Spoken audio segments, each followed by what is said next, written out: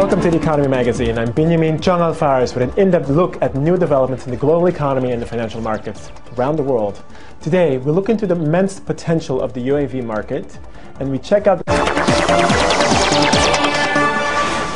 the industry of unmanned air vehicles, or drones, is one of the jewels in Israel's crown of invention. Like many other military innovations, the drone industry has also successfully been transplanted to the civilian sector. The following report by Daniel Roth has more. The rise of the use of unmanned aerial vehicles, UAVs, or drones, as a weapon of war over the last decade is controversial to say the least. Nevertheless, the industry is growing into the civilian sector. Commercial use drones took center stage at the Paris Air Show, and as the advances in drone technology are rushing forward, demand is rising. The industry is experiencing a shift. Business is going great. What's really exciting right now is the industry is changing. It's going from a predominantly military market to opening up for other market segments. The potential non-military uses are many. Everything from crop dusting to search and rescue, and highway patrol to tracking people down. And some solar technologies are making the idea of drones powered by the sun instead of fossil fuels a distinct possibility. We're seeing incredible advances in agriculture, public safety, and industrial applications. Israel is widely seen as a world leader in the development of drones. One report notes that Israel exported more than $4.5 billion worth of drone equipment, operating systems, and weapons between 2005 and 2012, compared to under $3 billion exported by the U.S. during the same period. Some analysts suggest that the military technology that got a kickstart in Israel's 1982 war in Lebanon could replace pilots in Israel's Air Force over the next 50 years. There are predictions that global spending on drone technology for military use could rise from around $6.6 billion in 2013 to $11.5 billion in 2022. The plain fact is that this technology is here to stay, and its use in theatres of conflict is a reality with which the world must now contend. As well, some estimates suggest that the industry, when accounting for the potential growth in civilian drone use, could be worth between $55 and $62 billion per year by 2020. Lobby groups such as the Association for Unmanned Vehicle Systems International suggest that the industry could be worth up to 100,000 jobs in the U.S. alone by 2025. But fears abound. From unknowns about filling civilian air travel space with the UAVs to the loss of privacy that many fear with constant surveillance vehicles surrounding them. These are just a few of the obstacles the drone industry has to tackle. Added to this, the number of civilian casualties due to drone use in military conflicts are unknown because much of the information is classified. When asked about drones, official answers often lack specifics. I'm not in a position to discuss specific intelligence, but we believe that this threat is significant and we are taking it seriously for that reason. According to the London-based Bureau of Investigative Journalism, the number of civilian casualties in Pakistan alone has reached at minimum around 400 and could go as high as over 800 since 2004. Though the UAV industry is on the rise, between civilian casualties, U.S. military targets that include U.S. citizens, and the disquiet felt at the thought of drones flying overhead, a number of questions remain for the burgeoning business. Joining us in the studio now is Nadav Ze'evi, UAV analyst, and Alon Unger, UVID conference chairman. Mr. Unger, so could you explain how this industry has changed? I may say that this whole market has changed in the last year. We can analog it to a basketball play, which you come and see, and you see that all the actors have changed. Your team has changed as well. The basketball is not rounded anymore, and even the courtyard is not the sizes. For instance, what I'm speaking about is the arm race we are heading right now.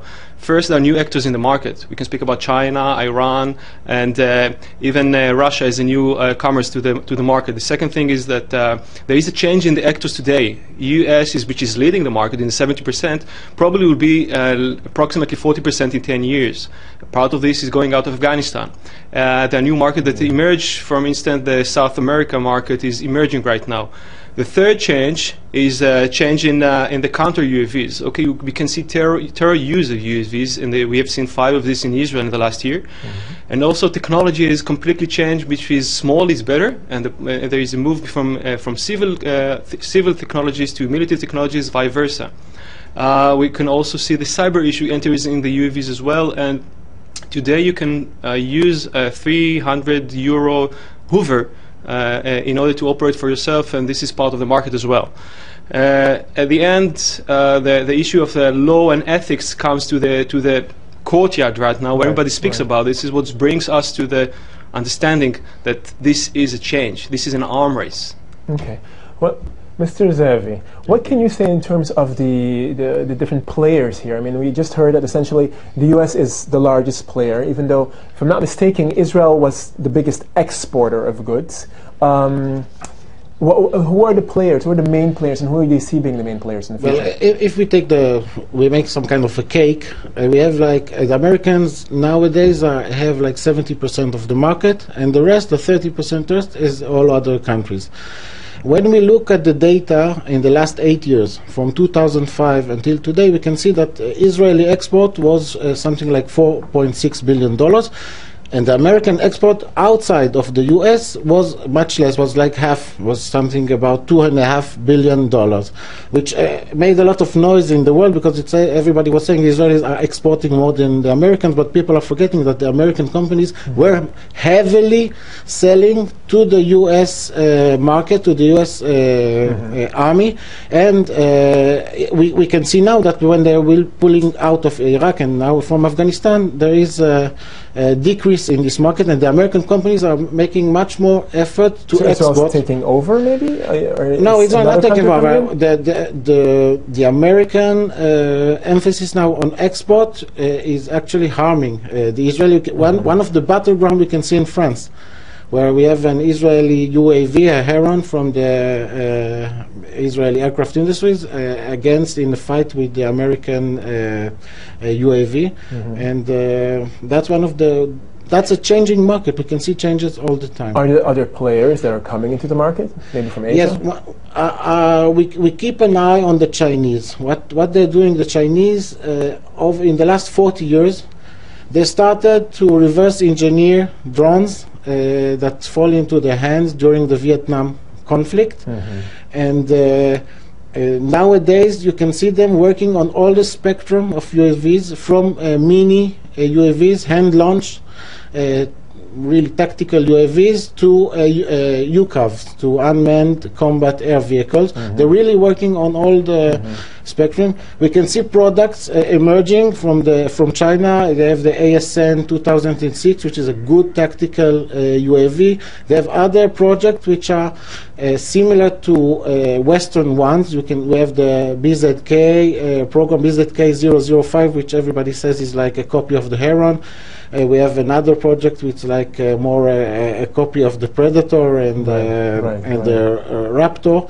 And I believe that soon we will see systems. You know, you sell them by system. System is like ground station with 3 birds. Right. It's a system. We will see cheap Chinese system. They will not be in technology like the Israeli, as sophisticated. There will always be a gap. But I don't know how long. We can talk about maybe 10 years gap of technology, but it doesn't matter. There's a very good system. They will be cheap. They will be doing the work, and that will change the market. Actually leads me to another question, which is, in terms of application, obviously there's increasing civilian application, or at least it's spoken of. Can you say something about that? When we speak about civilian application, we shouldn't speak about just one use or one just market. We can speak about homeland security, which is not, let's call the market non-military issues. In non-military issues, we have 3 segments. The first one is homeland security issue, which is usually done by the authorities, but we have the word security inside. The second one would be civil authorities missions, okay, like meteorological issues, mapping. These things are led by the authorities, which are usually federal authorities, but not security issues.